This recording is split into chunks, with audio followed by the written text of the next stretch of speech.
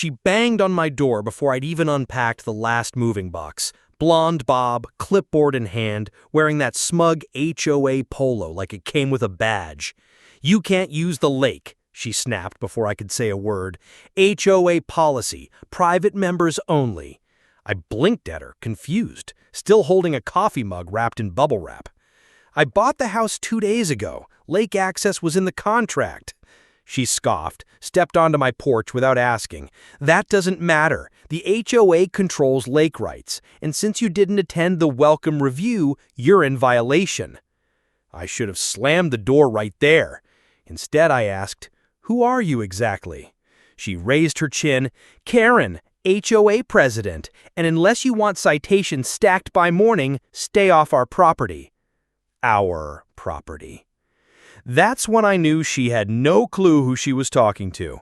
She turned on her heel and walked off like she just delivered a court order. I stood frozen for a moment, then laughed.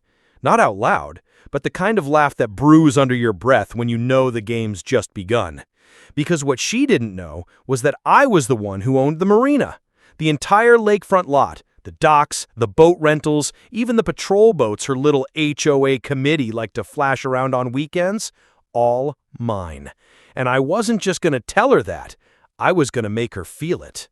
Next morning, I woke up to a neon orange violation notice taped right across my front door, dead center, like they measured it with a ruler. It screamed in bold red letters, "Unauthorized use of lakefront, $2,500 fine." And beneath that, "Issued by HOA Enforcement Committee." No name, no contact number, just a stamp that looked like it was printed at a high school office. I peeled it off slowly, not because I cared, but because I knew she was watching. Sure enough, across the cul-de-sac, Karen was standing in her driveway, arms crossed, sipping from a mug that probably said #BossLady. She didn't wave. She smirked. "Fine. You want to play games? I'll bring the board." I spent the next 2 hours on my dock real calm-like. Sat there in a folding chair with a stack of paperwork and a permanent marker. Every now and then, I'd hold up a folder and scribble something down. HOA members passed by on their morning walks, trying not to stare. One guy even slowed down and whispered, "You okay, man?" I smiled. "Oh, I'm great. Just auditing my shoreline." By noon, Karen stormed back over. No knocking this time. She just barged into my yard like she lived here. "You're making the neighbors uncomfortable," she barked. I tilted my sunglasses down. "Am I?" "You are drawing unnecessary attention to yourself. People are concerned." "Good. They should be." Her eyes narrowed. "This is a peaceful community. We don't need intimidation." I cut her off. "Fake citations? Unauthorized enforcement on private property?"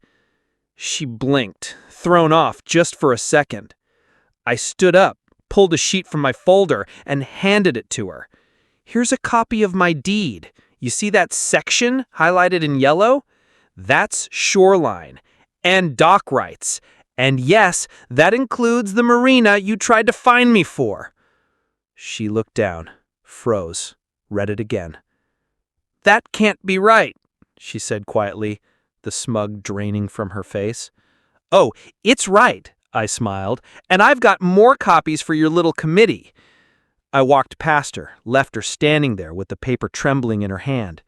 But that was just the start, because I hadn't even told her about the lease agreements I had with the county, or that her HOA speedboat was technically parked on my property. By the time the weekend rolled around, things got weird. Suddenly, 3 more violation notices appeared on my mailbox. One said my trash bins were too visible from the street. Another claimed my porch light was blindingly bright after 9 p.m. The third, improper dock flag display, whatever that even meant. It was laughable, petty, obvious. They were trying to bury me in nonsense fines, hoping I'd back off. But instead of reacting, I got quiet, which made them nervous.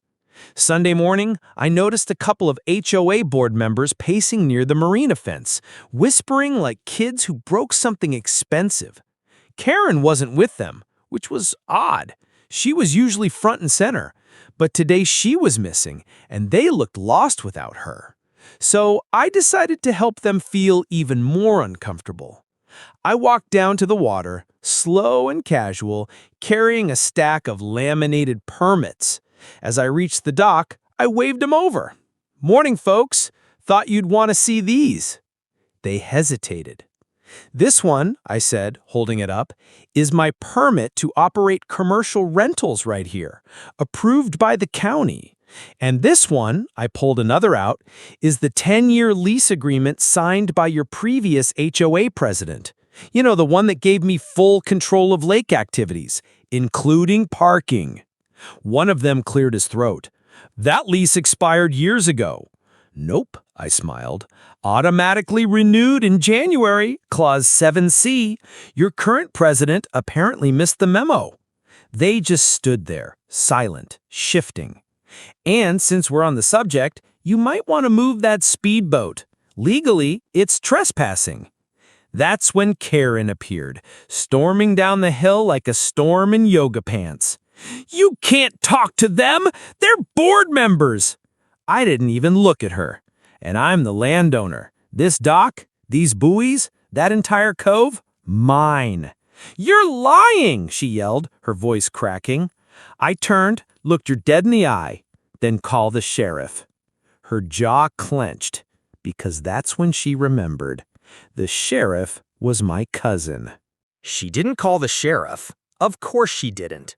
Instead, Monday morning, I woke up to find orange cones blocking off the entrance to my dock. A fresh sign had been zip-tied to the gate, temporarily closed pending HOA safety inspection. No official seal, no permit number, just another power move in Sharpie and laminate. I stood there for a second, letting the absurdity sink in.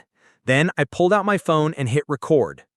August 11th, 9:13 a.m., I said calmly into the camera. Illegal obstruction placed on privately owned property by non-government entity. I zoomed in on the cones, then on the sign. Then, as if summoned by my quiet confidence, Karen showed up. Again. "You can't just record people like that," I replied. "I can when they're trespassing." She stepped closer, visibly shaking now. "You're making this ugly for everyone." "No," I said, "you did that when you tried to control something you don't own." She scoffed. "The lake belongs to the community, always has." "No, Karen, the view belongs to the community. The land belongs to me. And now, so does the narrative." I stopped recording and tapped my screen. "You want a real inspection? Cool. You're gonna get one. From the county, with a legal team." Her lips moved, but no words came out. I stepped past her, pulled the cones aside, and tossed them neatly onto the grass. Then I opened the dock gate, just like I had every day since moving in, and walked down like nothing happened. Because, while she was playing petty games, I was forwarding that video to 3 places: the county zoning board, my real estate lawyer, and Channel 6 News. By sunset, I got a call. Not from Karen, from a local reporter. "Hey, we heard something wild's going on with the HOA down at Ridgewater Lake. You free to talk on camera tomorrow?" I smiled. Absolutely.